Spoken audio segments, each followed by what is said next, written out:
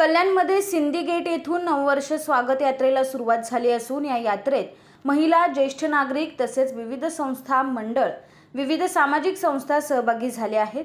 या शोभायात्रेत विविध रथ सहभागी झाले असून त्यात वृक्षारोपण, सामाजिक एकता, विजेची बचत, निवडणुकीचा अधिकार या विषयावर चित्ररथ तयार करण्यात आले आहे। महिला मोटारसायकलवर फेटा बांधून शोभायात्रेची शोभा वाढवत असून शाळकरी मुली लेझिम सादर करत आहे।